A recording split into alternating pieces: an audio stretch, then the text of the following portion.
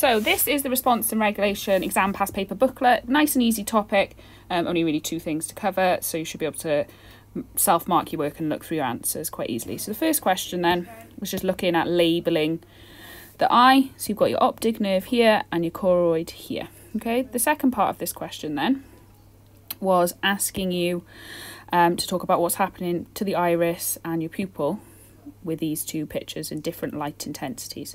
So in diagram 1, the iris makes the pupil larger, allows more light into the eye. So an eye in a dim light, so you can't maybe need extra access to light. Then this one, diagram 2, iris makes pupil smaller, allows less light into the eye. So the eye in bright light. So question 2 then is looking at the eye and the optic nerve travelling to the brain. On the diagram above, use an arrow to label the motor neuron. Okay, oh, I haven't done that one. So an arrow to label the motor neuron. So the sensory neurons, the motor neuron is going towards the eye, and the sensory neuron would be going away. So the stimulus which causes the change in the diameter of the pupil is light. The receptor that receives the stimulus is the retina, and the effector which causes the decrease in the diameter of the pupil is the iris. Describe how the decrease in the diameter of the pupil demonstrates the 3 most important features of a reflex action. So you haven't done much on reflex actions, but you will do it in core biology with everyone else.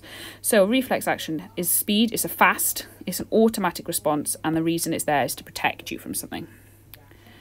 So again, same kind of thing, labelling another eye. So you've got the cornea and the lens this time, retina, blind spot already labelled.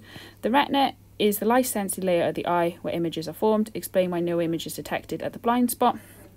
This is where the optic nerve is, and there's no cells there.